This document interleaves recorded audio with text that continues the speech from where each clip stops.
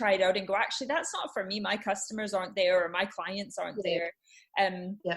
And I find too, I know for myself, I've tried some magazine advertising, which for me didn't work very well. Again, just my target client wasn't there, and I wasn't getting the kind of inquiries I was hoping for.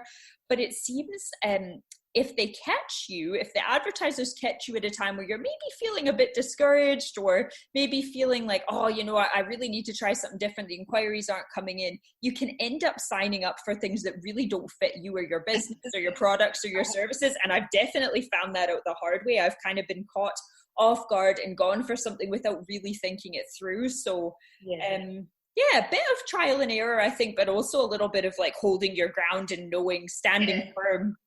Learning to say no as well, and the fear of, in the beginning it was the fear of missing out, and I need to go there and I need to go that one, and I think I was out every other weekend, if not every weekend. I think I've done 46 markets in the first year or something like that. And wow, I was running ragged, but I knew the ones that I most definitely wasn't going back to, they just weren't my customer base. So yeah, I had to do that to find out for myself, because you chat with other traders, which, you know, it's like a wee community, which is brilliant. But say someone sells, I don't know, notebooks or jewellery or something, and they do well at market, you think, well, that's great, but it doesn't necessarily mean to say candles are going to sell. So I had to go round them all, or go round the ones that I thought were worthwhile, to find out which ones weren't. So yeah, it was worth it for me. And now there's certain ones that I jump at as soon as I know they're on, and other ones that I'm okay with saying no now. Yeah, and I think maybe it's almost like paying your dues a little bit. So you're right, you can take the advice of other creators and other small business owners, and that's really helpful, especially when you're starting out and you kind of don't know where to start. But something that works for you might not work for me, and vice versa. And I think maybe the only way you really can learn that is by trying it yourself. And I think too, you know, I don't know about yourself, but for me, it took a while to really figure out who my target customers were, who were the type of people that I really love to work with, where were they hanging out, where could I find them, what kind of things would they be searching for when they were looking for, whether it's sort of the wedding and family side of my business or the brand photography side of my business. And in all honesty, 5 years into doing this full time now, I still kind of am learning things about who my people are, and they probably have changed a little bit over that period as well. Yeah, definitely. It does change. You market to, well, I market to different people, different types of people, different age groups. So I can go through a different path with the same product, depending on the fragrance or the style or the label or something like that. So my audience is quite big, I would say. This is one of the exercises that I've done with, I'm part of the West Coast Accelerator group. And this is one of the exercises that we've done. Who is your perfect customer? And I was like, well, I have lots of perfect customers. So I have customers from, male, female. If they're in their older years, sometimes they might not like a candle with a flame because they might forget to put it out. So therefore, they would be perfect for a reed diffuser. You know, so I can adapt to suit the age or the person or the area. So yeah, it's quite good. It's quite good. And I think that's just knowing your business as well. And for you, while you might have target markets for different products, you can still tie them together really nicely under one brand. For me, when I started to sort of focus a little bit more on the brand photography side of things rather than the wedding and family, I still do a lot of wedding and family work, but the brand photography side of my business is the one I'm building up right now. At first, I did everything under the one name, but where I was getting really stuck is when I was doing my marketing, I was like, oh, this is all over the place. I'm targeting small business owners here, people who are learning photography here. I've got mums here. I've got families here. I've got couples. So it was really all over the place. So when I split my brands, I was able to kind of separate my different markets a little bit better. And for me, that really helped. And I know you said you did a little bit of a rebrand as well with your business name as you were starting to incorporate some other things and grow. So can you tell us a bit about your rebrand? Yeah, so I rebranded in December last year. I ran with the original name from when I started, and it was going okay. It just wasn't. There was something missing. It was, as I say, it was okay. The name didn't quite fit with what I was trying to do, and I want to introduce. I didn't want to be tied forever to just candles and home fragrance. And with the previous name, I was. So because I want to introduce a range of homewares next year, so I wanted a name that was more generic and fitted with the style of the brand, which is, it's not your pound shop candles I'm making, you know. So I wanted them to suit with the style, and racked my brains trying to think of a name. Lots of ideas, and then I thought, hang on a minute, just keep it simple. So I've House of Rothach. Rothach is Gaelic for Munro, which is my surname. So it means I can basically sell anything under that name and not be tied to one thing in particular. Not that I plan to sell aeroplanes and anything, you know, but House of Rothach, it means I can incorporate other things under the same name and not be confusing people with it. Perfect. No, that makes sense. And sometimes I think it can be a bit of a difficult decision to rebrand because a lot of work goes into that. Oh, yeah.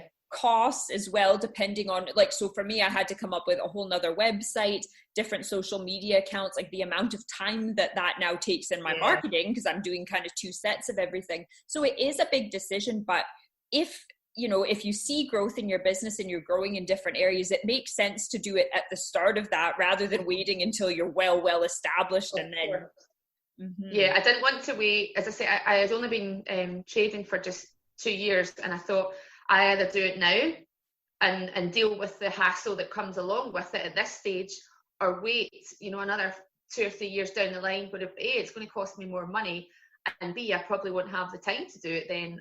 And yeah, it was the right thing to do. It took a lot of work. I had to set up another website again. All the labels, I do my own label printing, so all the labels that I had previously printed went in the bin. Everything had to be changed. So yeah, it did take a lot of work, and it took a while to get it ready to launch. But it was totally worth it. It's everything's fallen into place the way I had envisaged it to beforehand. And a few people have actually said to me, this is much more suiting your brand. Yeah, the comments that I've received and the feedback I've received have just been lovely. So yeah, it's confirmed my decision was correct. Yeah, and I think you probably know deep down, I mean, as it's your business, you get to know your customers. And as you said, you'd been in a business a couple of years. So it wasn't as if you kind of waited a month or two and then went, oh, I'm going to change the name. You know your business a bit by then. So, and I think sometimes when you start out, it is hard to know what do you call your business or how do you brand your business? Because if it's not something you've done before, you're sort of learning as you go. So I think that's probably quite a good time frame to do it in a couple of years in, as you say, rather than waiting till you're way down the road and then it becomes more challenging. You know, you also have then a bigger target. You have a bigger client base or a bigger regular client base who already know your name and have to get used to the new ones. So that's good. I'm glad you got it done at the right time. Yeah, I know. And it's the emails as well. Changing over the email address has been the most difficult thing to do, because no matter how many times you say to some people, that's not my email address anymore, they still send you emails. So I've had to keep the old one up and running for now. I don't check it every day. However, now and again, I'll pop in and go, my God, why I've missed that email. So yeah, it's going to be a while before it's like completely gone. But it's funny. Old habits die hard. Yeah. Oh, good. Can you tell us a little bit about you've told us about how you kind of went to your first market and then learned some other markets that you might want to try and built that up. And then I can't believe you did that many in a year. That is crazy, 40 something in a year, but you obviously learned a lot from that and then set up your website for the online selling. Can you tell us a little bit about some of the other things that you did to sort of, I guess, encourage yourself and inspire yourself to keep going with the business? Yeah, so as I said, to begin with, I didn't know much. It was just through trial and error off my own back. And then the more I get into it, I thought, okay, I'm getting a wee bit overloaded. My head was bursting. I had lots of ideas, didn't know how to necessarily not put them into place, but how to organise them properly. So, and the very first thing that I was at a market one day, and one of my customers, regular customers, her husband was with her, and he said, have you ever heard of West Coast Accelerator? I said, no. So he gave me a name of a contact and a phone number, and I wrote it on the back of a notebook, and he said, it's for small businesses in Ayrshire. Give them a shout. They might be able to help you. And I thought, okay. And then I forgot about it.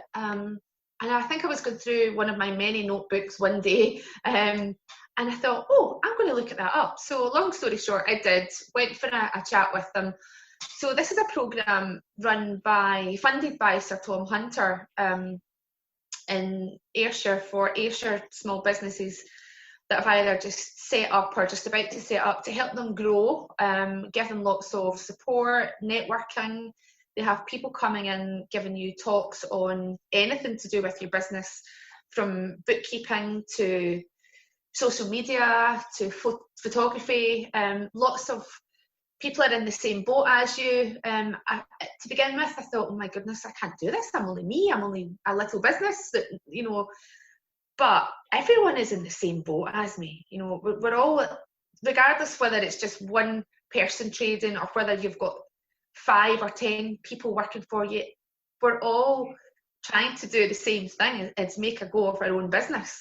And it's been so good, so helpful. From that, I felt confident enough to join some online groups, which again have given me support, and I've given advice on them as well. And yeah, I wouldn't actually have got to the stage that I'm at just now, and I had the confidence to rebrand without going to these things, because I wouldn't have known how to do it, where to start. Business Gateway has been great as well.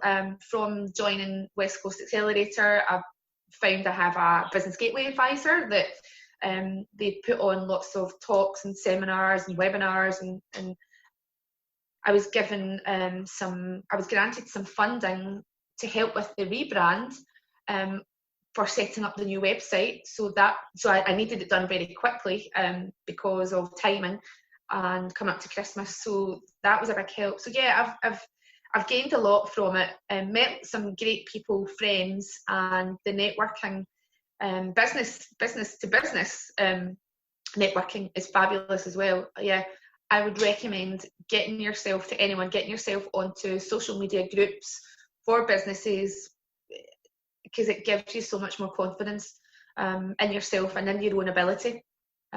Yeah. I think that is something that's really hard for a lot of people when they're starting out with a business, myself included. I was the same. I didn't really know anybody else that ran a small business. I maybe knew like 1 or 2 people through friends or whatever, but nobody kind of in my close circle was doing their own thing. Nobody was self-employed or working as a freelancer or doing something really creative like that. So then I moved over to Scotland from Canada as well. So I had that added, like all of my friends were back home. I didn't really know anyone aside from my husband who I moved with. And it was really, really tough at first. And I think it can be a bit scary sometimes joining these, whether it's a program or a business gateway course, or as you say, some of the groups that you find on Facebook and social media. But once you do, and just like you said, realize everybody else is in the same boat or was there once as well. And it makes you feel so much less alone and more connected when you have a network of like-minded people, because it is this whole like solopreneur, as we get referred to thing. It's really hard when you're supposed to be the financial department, sales department, marketing department. Like you are everything for your business, and it can be so overwhelming. Totally. There's some days I wake up and I think, my head is going to explode because I've got so much to do, and I don't need to do it all at the one time, but it's trying to figure out sometimes, okay, what's more important, but that changes from day to day depending on what orders you've got, what time of year it is. Yeah, lots of different factors. So sometimes these support groups are really good for just voicing a rant to someone else to go, right, hang on a minute, you don't need to deal with A, B, and C today. Do D instead. So yeah,